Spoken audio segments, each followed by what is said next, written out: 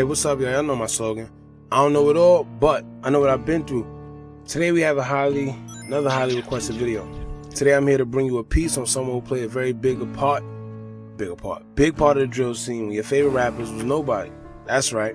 Today I'm doing the truth about Zack Stoner, aka ZACKTV1. And matter of fact, oh yeah, before we get into this, listen y'all, I try not to address things in the comments and just keep dropping content despite the foolishness.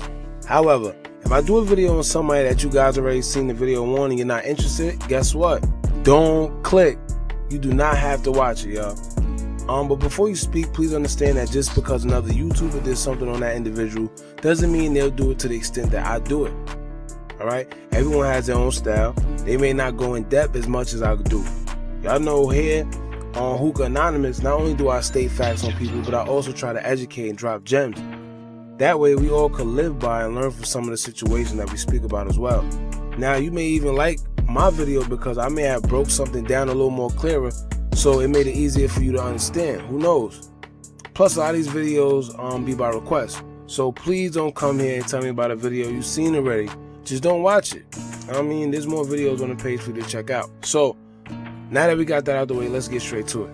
Zack Stoner, better known as ZackTV or the Hood CNN, was born in Chicago, Illinois on March 25th, 1990. Although he didn't gangbang, coming from Chicago means you're subjected to a block you're from. So he had no choice but to rep 10-5, aka the Marty and Muggy gang. Just like every other set, the Marty and Muggy gang name originated from two known members from that side who was murdered, in which a clique was forming their name to keep their name alive. Now, 10-5 Goontown, for those that don't know, was a GD set and beef with almost every other set that surrounded the outskirts of that area. Now that sounds crazy because one would ask, how do they move around? Alright, but that just goes to show you how close to home the beef could be in Chicago. You can't get caught slipping at all, y'all. Now, Zack first started shooting videos in 2009, I think June, I believe.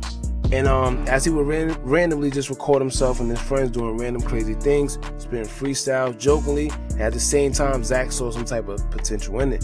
Now at that time social media was on the rise. Between YouTube and WorldStar alone, both platforms was in their prime. Back when if you had a video on WorldStar, you feel like you made it, and as a fan you couldn't go a day without checking WorldStar because they had everything. It was something new. Also, a lot of YouTube stars we know today who were making thousands to millions of dollars off YouTube now started back in those years. Now, seeing all of this, Zack will start interviewing up-and-coming artists who didn't have a voice on the south side of Chicago, but then he gained so much notoriety that he quickly expanded all over Chicago. Now, it became a point to where if you had a ZackTV interview, then you felt like a star. You felt like you made it. Like, you felt like you was on top of the world being from Chicago because everyone and their mother that was in tune with the drill scene was watching Zack. Now, Zack has interviewed some of your favorite artists before they was anybody. Artists such as Lil Durk, Famous Dex, King Yella, Rico Reckless, Chief Keef, FBG Duck, Rondo No. 9, LA Capone, and a whole list of others. And actually, he gave Chief Keef his first interview ever before the I Don't Like song that took him out of the hood. A lot of people think that the Power 105.1 interview was Chief Keef's first interview, but no, it was Zack. Now, what made Zack different from any of these other journalists or interviewers was the fact that he went to the roughest, grittiest parts of Chicago to get interviews from real savages as well. At the time, a cameraman going to a dangerous part of town in Chicago where there's a bunch of gang members pointing big guns and you not knowing what happened next was very unheard of. But that same bravery is what gained Zack the respect from all of his peers and amongst all the gangs of no matter where you was from in Chicago. Alright, now he used his platform to shed light on people that didn't have a voice at all, man. And like I said, he got a lot of respect for that. Now Zack did an interview before he passed, I think with All for the Culture, from All for the Culture show, and he explained some of the things he would go through during the interview. Alright, from shootouts happening while he was filming to the artists he was filming getting exposed while they was shooting, and dudes coming and putting like a gun in dude's mouth because he was an informant. And of course Zack didn't know that, but basically that was cut short. Now your ordinary videographer at that point would have rethought his choice of career, but not him. Now, some call him the godfather of the drill because before DJ Academics would exploit the drill scene for his own profit and fuel bullcrap beef between rivals, Zack was there.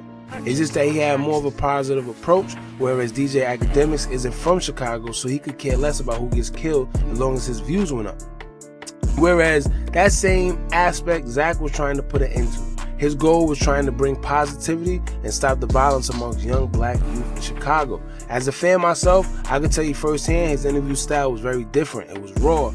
He wasn't afraid to ask certain questions that everyone actually wanted to know. At the same time, he kept it respectful. Now, mind you, a fan looking into the drill scene when it first started, seeing normal young street kids my age, that was like 16, 17, pointing crazy guns on camera, to me that was crazy, alright? But it was entertaining. You see what I'm saying? Because we never seen nothing like it. And like I said before, nobody was in Chicago doing interviews. You see what I'm saying? Nobody was interviewing these guys. So if you wanted to see any of that, you had to watch the ZackTV interview.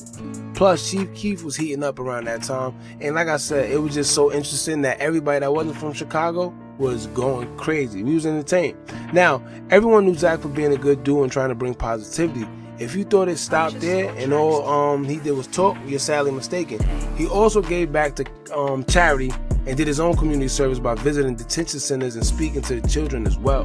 There was a 13-year-old boy by the name of Lil D who smoked drugs, drunk alcohol, and even had a tattoo. All of that at the age of 13. Now, Zach did an interview after locating the boy and even took him shopping and played a big brother role model to the kid and tried to show him that there's hope, even though the little boy thought different. Alright? Now, although with all that, all the good he tried to spread, Zach was doing his thing, trying to spread positivity.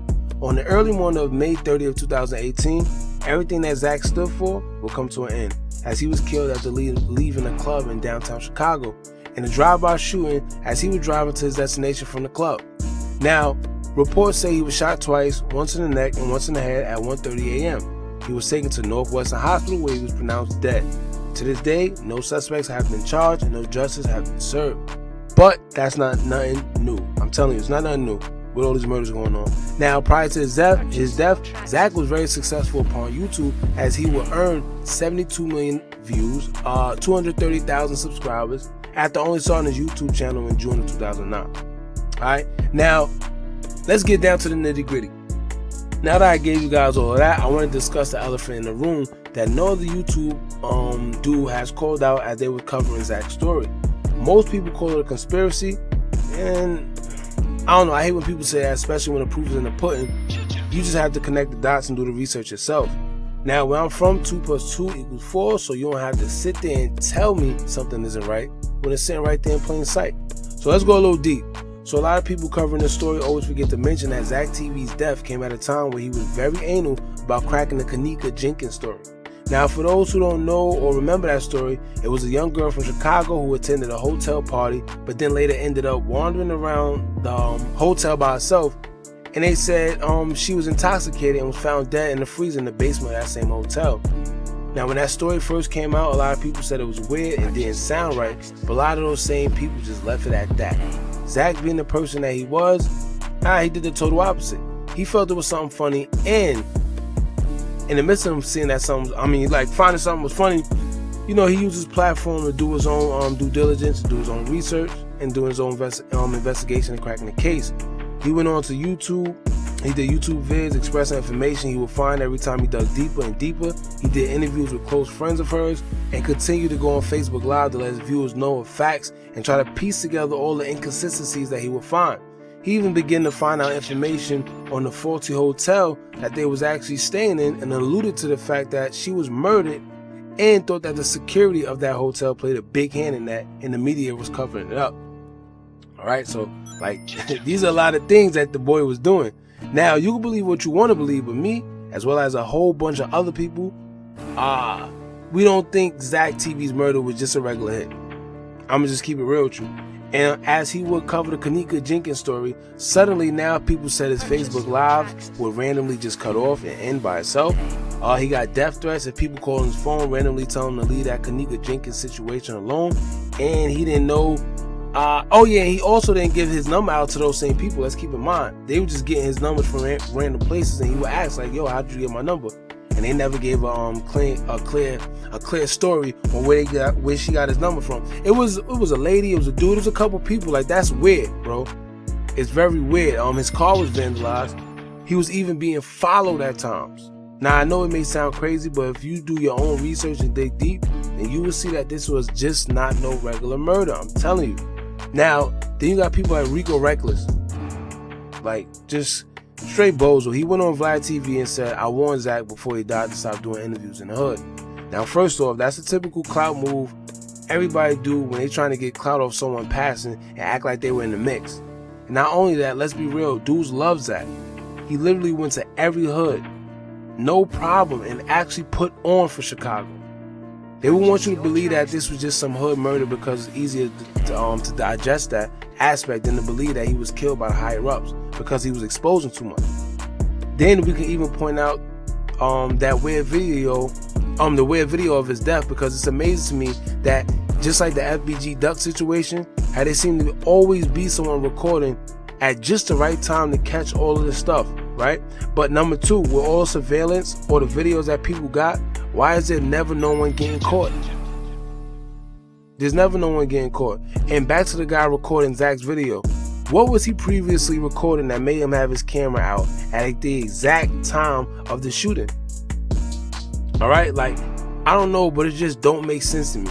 All right, and he was the only one. Like, I know when I see situations going on in the street or wherever I'm at, when there's shootings, there's a bunch of people with cameras out.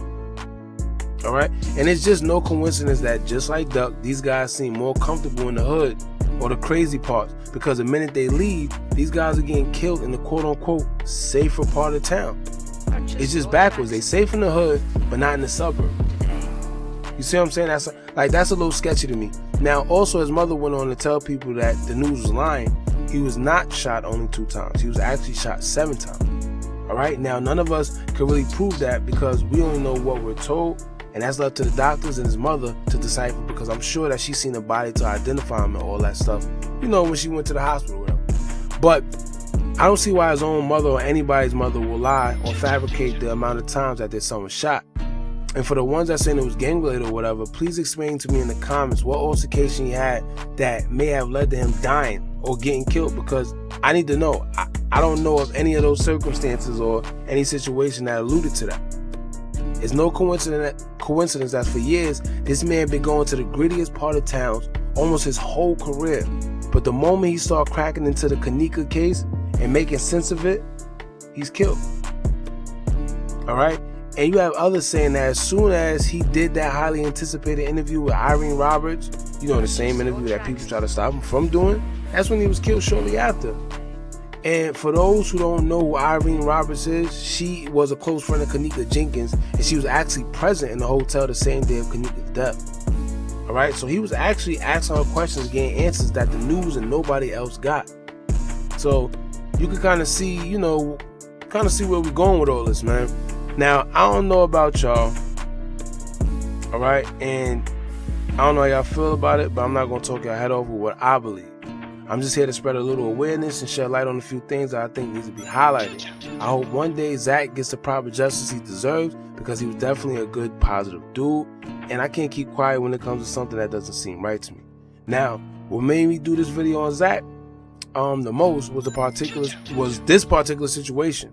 All right, shout out to everyone else that did videos on Zach as well. They did a good job themselves, but I think this needed to be called out. The whole thing with Kaneka Jenkins and the whole correlation to it, nobody said anything about that, man. You know, Zach always handled himself like a real one. From the interviews and videos I've seen, he never picked a side. Even when he'll do interviews and you could tell the questions people would ask to get him to kind of throw dirt or pick a side between 2 rivals or hoods, he knew how to answer them in a way where he lets you know he keeps everything professional. He's not choosing any sides. He has rapport with both parties and respect both parties, so he can't speak on it, and then he'll just leave it at that. All right, so Zach was never the type to instigate beef or try to be something he was not. And that's the type of energy I got from him. He was about getting money, bringing dudes together, trying to show them there's a way out other than violence. And I could say Zach paved the way for a lot of these new YouTubers, journalists, videographers. You see that brand from Chicago and they'll even tell you. All right, as much as the media try to slander and make Chicago look like a horrible place, he took pride in Chicago and tried to change it one video at a time. So rest in peace to Zach Stoner, aka ZackTV. Now, y'all, don't forget to like, comment, share, and subscribe. Hit that bell so you're notified every time I drop new content. Now, some of y'all actually asking to donate, and I appreciate it so much. I haven't set up Patreon yet, so I'll just include my PayPal email in the description. and I'll pin it in the comments as well. You see what I'm saying? So thank you. Thank y'all for checking out this video as well. In the last video, I said let's continue our journey to get 100 subscribers by the end of September, and guess what? It's only September 19th, and we're already at 103 subscribers. So I want to thank y'all because we actually overachieved our goal. You see what I'm saying? So, you know, as long as y'all keep watching, I'm going to keep dropping. I hope you enjoy it, and I'm out.